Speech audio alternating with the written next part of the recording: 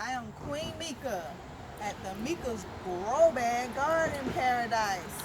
You can find me at mikadendice@gmail.com.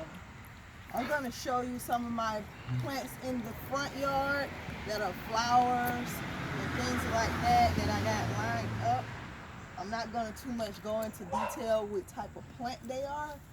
I'm really much doing a quick glance at the Mika's Grow Bag Garden Paradise. You know, look and what it looked like. What is it? Just in case anybody wanted to know. So it's going to be like a 20-30 minute video. But it's a run through on how I organize my particular paradise here. So that's a beautiful plant. That's a calissus. This is a tropical plant. Most of the plants out here in the front yard, flowers, period, that I actually picked and chose. I actually grew that from seed because I wanted to try and see if I could grow some type of flower from seed, even though I kind of specialize in the vegetables and things like that. So right now I am 4 years in my garden paradise growth here. So I had a lot of trials and tribulation during my years of learning and experiencing, and I wouldn't mind sharing them with you guys. Have some FaceTime here. So I want to share it with you guys. And I don't mind, because I'm a student and a teacher at the same time. And I'm also willing to pick up any information that is required for me to advance my garden and make sure they stay healthy and successful. And nature teach me so much. And also people who's experienced in the garden teach me so much. And I appreciate those people, and they will be on my channel. Information that I like to watch. So anybody want to go to that, and they can pick up some of those people's information by going through my channel. So that's how I do that. But other than that, this is about Mika's Grow Bag Garden Paradise. And these are my flowers. And this is a beautiful angel plant. I love it. And I also took some of the plant from seed that I grew and added on to here to fill in the space. And it's setting itself very well because it takes 3 to 4 days for a plant to settle itself in the actual soil. So when you replant anything, don't get upset because it's drooping over a little bit. It's just adjusting. That's anybody. If they go into a new environment, they're going to adjust. So, and the reason why you see this right here being so pale is because I sprayed some weed killer. It was coming up through my actual wood chips that I do have landscape paper down, fabric paper down, and it still came up through it. So I always got upset, and I found a technique, which is some type of weed killer, and I sprayed it, and it actually killing the weed. Well, it's not weed, it's grass. Weed is always something that's unwanted in your garden. That's why we call it weed. But some of those plants can be very good. You know, it's just that it's weed. It's considered weed to us because we're not planting that, so we don't want it. So we call it weed. They kind of not wanted plants. That's what weed is, a not wanted plant. And right now I don't want the grass. Right there. That is a beautiful plant. This is one of my favorite plants. I kept seeing it in the actual garden shop, you know, nursery, and it's called the Purple Queen. I love this plant, but I keep it cut so it won't be all over the place. But it's beautiful, and it also represents one of the highest chakras, colors in the chakras. You know, here, knowledge, love it. It's beautiful, and it's for all queens, baby, all queens. There you go, purple. And this is a plant that's a tropical plant, just like the one on the end. This is the baby, and that is the first one I had, and the baby is doing this thing too. So come on over here. We're going to go to these roses and daisies over here in the grow bag. And these grow bags are a 5-gallon grow bag, and the grow bags that I just left or 3-gallon grow bags for those who need to know that information. So when they go out and get grow bags and order them offline with Amazon, FaceTime here, when they order them off Amazon, then they'll know what to get. You can get any grow bag that pretty much identify with your pockets. So 5 gallons here, grow bags, and I have flowers, hydrangeas. I had rescued this plant and it's doing so well, and it's a blue hydrangeas. And hopefully it'll be real beautiful. I think it'll be real. I know it will be real beautiful when it do come into its beautifulness. But right now it's healthy. Here go some mums on the end of the road, which a lot of cars are coming by. I hope you can hear me clear enough, but these are mums, and they're multicolored mums, and I'm going to replace the yellow one and the orange one in the front, so it can be like an order, because I kind of want an order going on. And I actually added some peat moss to the clay soil, and I use a lot of the worm castings, and I use a lot of the cuttings and leaves and stuff for feeding my soil, so I can feed the roots to the plant. So we're going to go over here to the tree where these 3-gallon bags are with mums in. Well, actually, these are the 5-gallon bags because they're bigger than those 3-gallon bags. And these are multi-mums here. And I just wanted to put some under this tree. It was kind of nicking, and I didn't want the tree to get jealous because I was putting stuff under the other trees. So I put some under this tree in 5-gallon bags. So those are some 5-gallon bags. Yeah, 3-gallon bags here. You can see the difference. I almost tripped over off. So you can see the difference in the 3-gallon bags.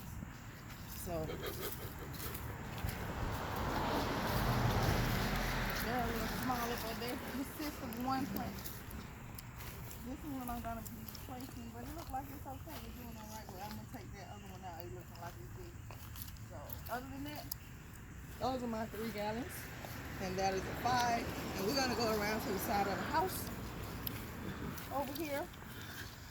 Okay.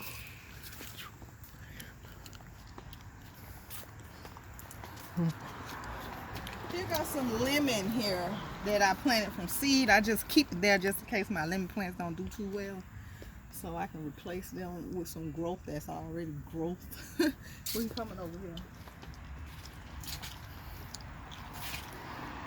Here go some more flowers, and that's a Mexican plant, but this is a plant that I chopped up and I put some of the leaves inside the soil like I was explaining to you earlier over there by the mums. I chop up the leaves and leave it on top of the soil because the soil actually feed off of that. Those little microbes go in on those leaves, and I use worm casting. Like I said, to feed my plants, I feed the soil. That's one biggest thing that I have learned in all the growth seasons and years of learning. Feeding that soil is so important. So many people just concentrate on how the plant look, whatever, but the plant will look beautiful and it will be so healthy if you just feed the soil and learn the different layers of the earth. And it helps, especially when you're planting in any grow bag or pot. Make sure those pots consist of some type of red clay at the bottom, because the earth have it at the bottom. That red clay holds moisture, y'all. It holds the moisture, so that way when you water your plant, you don't have to water so much because that moisture is locked in the bottom. It's not it's not giving your plant like root rot. You don't want your plant to root rot. You can overwater something. So that red clay is special. It's very special. It's needed. So feed inside the red clay and put that peat moss on top of that red clay. And on top of that peat moss, you want to level your soil like you do a cake when you icing it up, So level your soil. Clay, peat moss, cow manure, worm casting. Level your soil. Sand, perlite is sand. So if you don't have no sand, perlite is sand. So use it too. It gives you aeration because anything can drain through sand.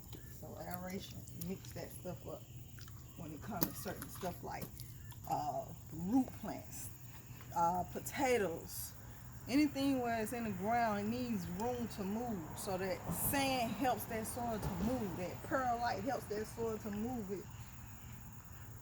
pushes stuff out the way. So root plants love that. And a lot of the blueberries and things like that too, sandy soil.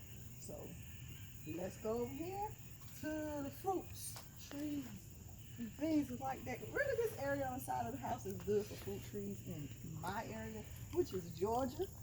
And our growing zone is an 8-8 in certain places of Georgia and 8B. So that is our growing zone in Georgia for those who want to know the growing zones. That is what we are. And here's a ginger plant. I love ginger. Ginger tastes so good and a lot of stuff. So I had to have me some ginger. I grew it from the actual ginger. Chopped the gingers up and put it in there. And there you go. I think you can use the leaves too, but ginger is the bomb. This is a peach plant here. This is a plum. And what I did, I cut this whole thing up when I bought it because I needed to adjust to my area and not to the area that it was grown in. So if anybody out there know, come in, cameraman, if it's okay for me to chop this tree down to under here, because I just don't know, like that look right there, it just make me feel like it's decaying or something. I don't know. But if I chop this tree down, would the tree still have this beautiful growth at top?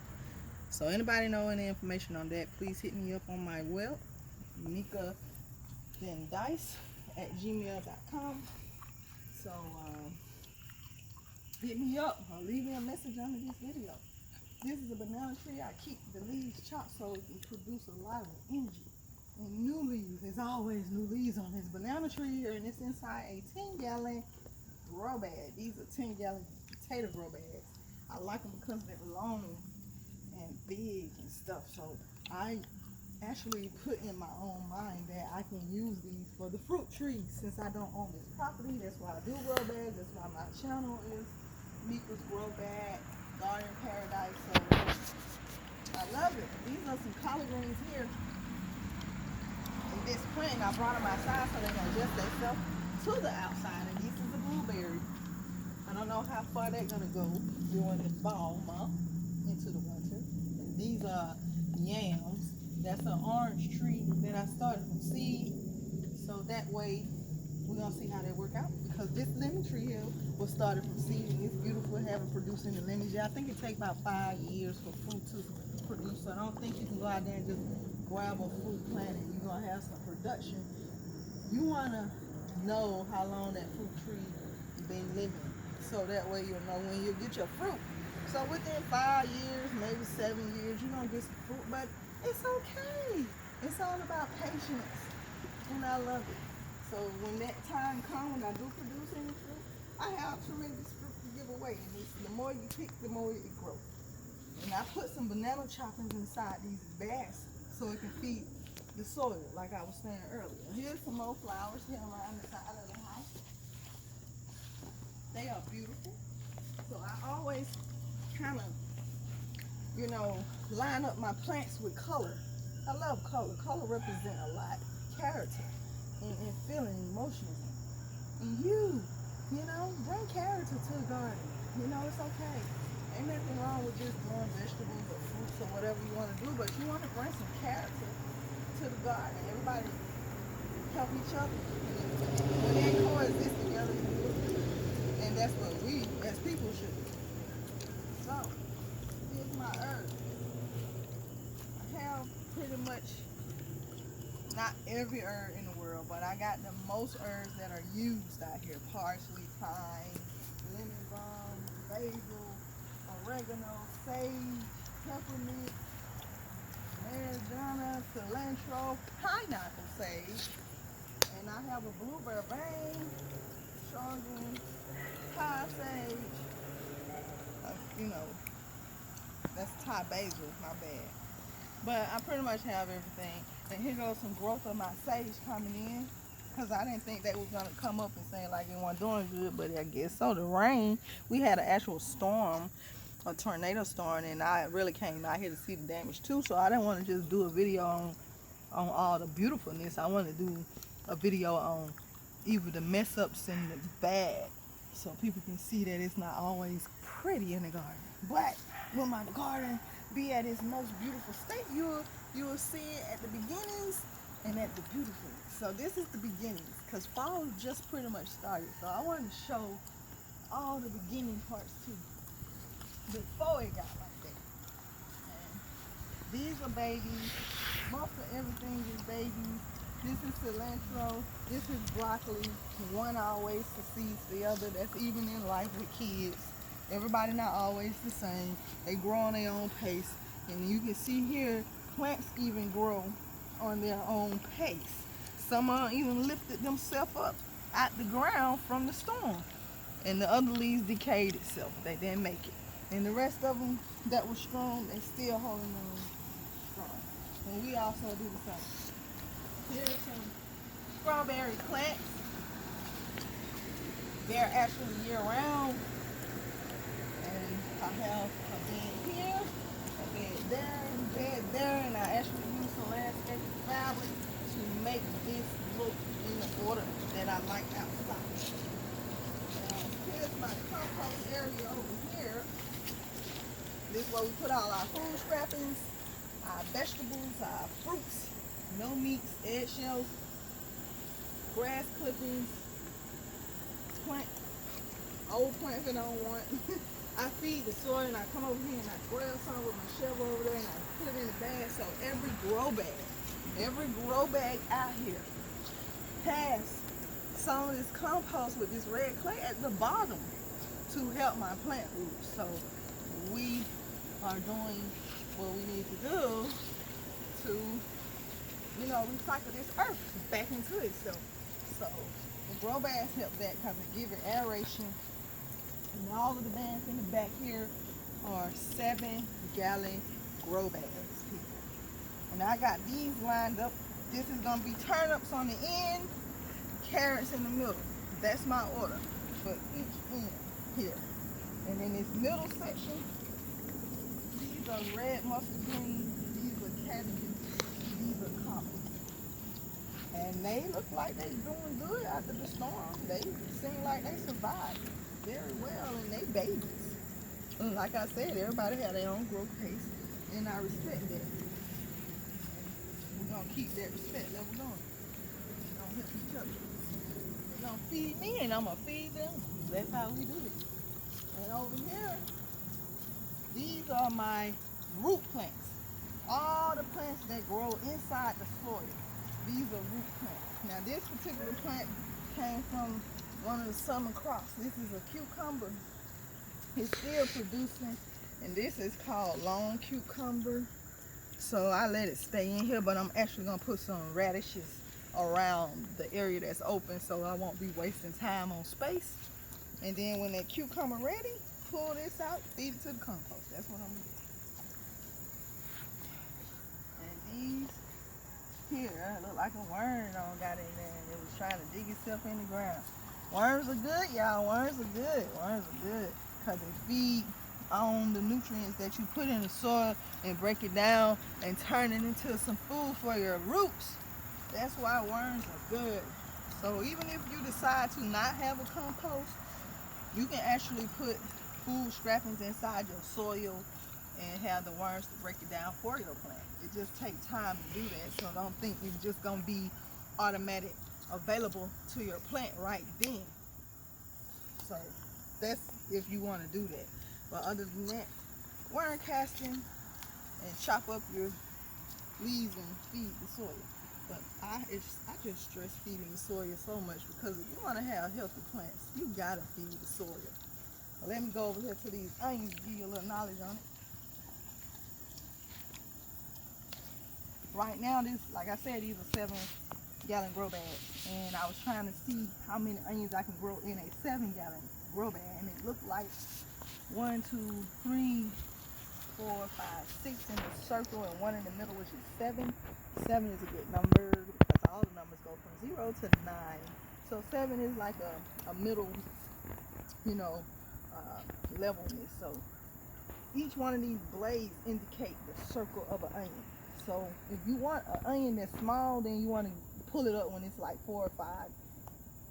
If you want an onion that's medium, then you want to pull it up when it's like at a 7 or 9. And if you want a big old huge onion, then you pull it up when it's like a 11 or a 13 blade. These are consist of blades. Now some people chop their onions off in the middle stages, and then they blades grow more, and the onion get bigger. You can do that too. But right now, I'm experimenting with this particular pot because I was really learning on the onions, and I learned so much on the onions that I became successful with doing it so far, and I can get better and better. That's what we do. So let's go over here to the other area of the garden. We're gonna shoot over here. This is a squash plant. I just left it out here because it still look like you want to produce. So we're gonna see what it do, see how far it go in the season, because I'm still learning how far some things can go in the season. These are chili peppers. Chili peppers, bell peppers, banana pepper, any pepper pretty much last longer in seasons. Cold, wipe them out. They ain't coming back. I ain't gonna sit up here and say it's coming back. It ain't coming back. That's why they have so many seeds. But pretty much they get wiped out when it gets really, really cold. I say around December, January, they wiped out. Hey, some have lasted before. I don't know. We can see. It's all about experience. So this is a okra plant. A couple of okras are still growing on here, but I'm pulling it and I'm feeding it to the compost. I need those pots for this winter crop. These are onions from seed, and they only have 3 blades, so they ain't that big, so you can actually use them as green onions, people. 3 blade onions can be considered as green onions because that's what green onions are. They're just small onions that people pull and use in like spices and, you know, different type of recipes. And this is a banana pepper tree, because I do have a real banana tree. Y'all seen that. But this is a banana pepper tree, and you can take these banana peppers, let them dry out, and you can use the seeds. But you need the seeds to dry out. It's good to pull the biggest one, your first fruit, 10% of the garden, and you dry it out. You always pick your best and dry it out and utilize it for reseeding any crop. That's just information thrown out there. This is a red bell pepper. It's not red, but it's gonna be green first. That's just how it is, because anything that you take and make of something else, it's gonna be back to the mother. So it's gonna be green first, which is always a green bell pepper, but the red come in later in the pepper. So asparagus actually planted here, but asparagus haven't showed up yet. I actually pulled my old asparagus, but this is not asparagus. This looks like a corn. I think a corn still was in that pot. Actually, it just got pulled it out. There's no corn right now, but asparagus here. It haven't came up. I'm pretty sure you'll see it later in the season. It's gonna be beautiful, but it takes a couple years for asparagus to reach its full maturity state where you eat it. Here's a bell pepper. It's a beautiful bell pepper. It got the tree hanging all over and stuff. We're gonna try to place it here so it won't hang so bad and stuff. Oh, we can wrap it around this bamboo. I think that'll work. Or have it some kind of way with it. Alright, let's do it like that. Now, this is the bell pepper too. Some more okra. That's another cucumber. This is a soft tomato plant. And I'm gonna plant around the area and wait on these to go and produce. And I'm pulling that one. That's a banana pepper. I have a lot of banana peppers because I like salads, and banana pepper tastes good in salads. And this is spinach.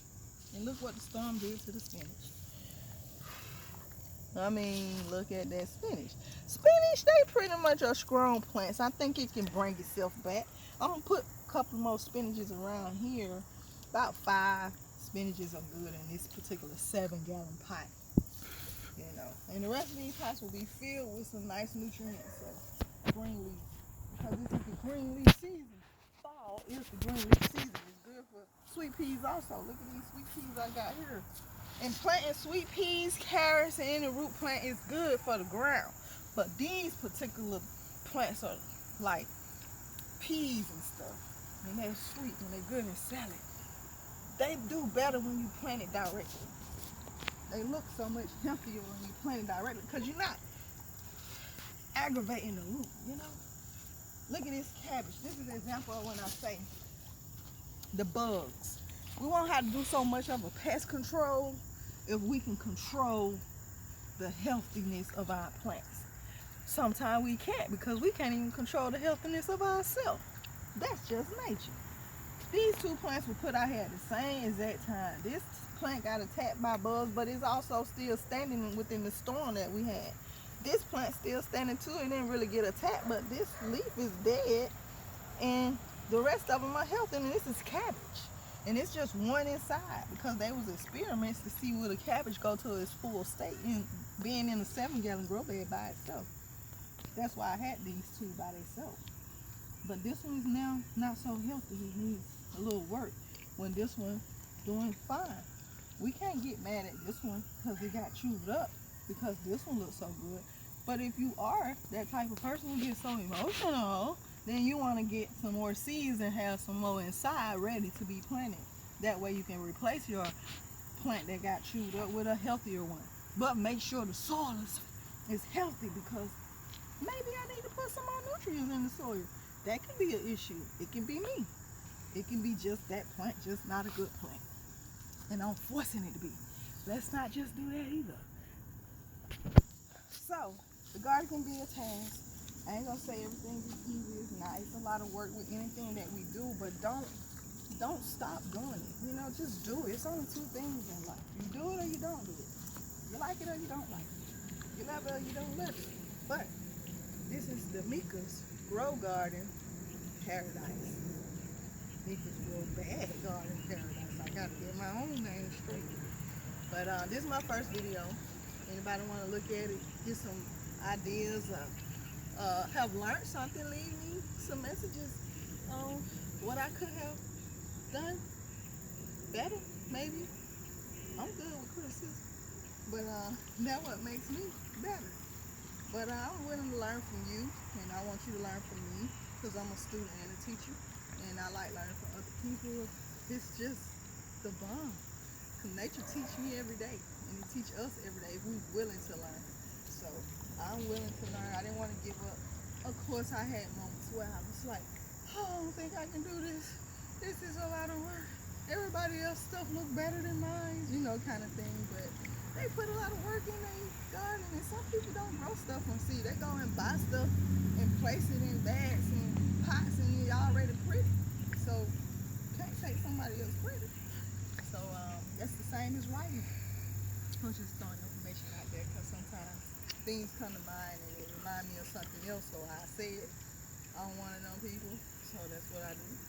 But I'm Queen Meka, and I'm loving this paradise that I have here because I've always been in a moment where I'm in a fantasy, and in my fantasy is like my world, and I think I'm not the only one that do that because you got people who dance in front of the mirror. You know what I'm saying? So this is my dance in front of the mirror, and I love my garden, and I want my garden to love me back. So thank you for being able to click on there and look at this, learn something. But at the end of the day, know who you are, and know that you are perfect, because nobody can be you. You the only one that can be you. The Creator created you the same way the Creator is, perfect. Don't let nobody tell you different. The world teach us we're not perfect. So enjoy. Find me at mekadendice@gmail.com. Meka's Grow Bag Garden Paradise. Bye bye.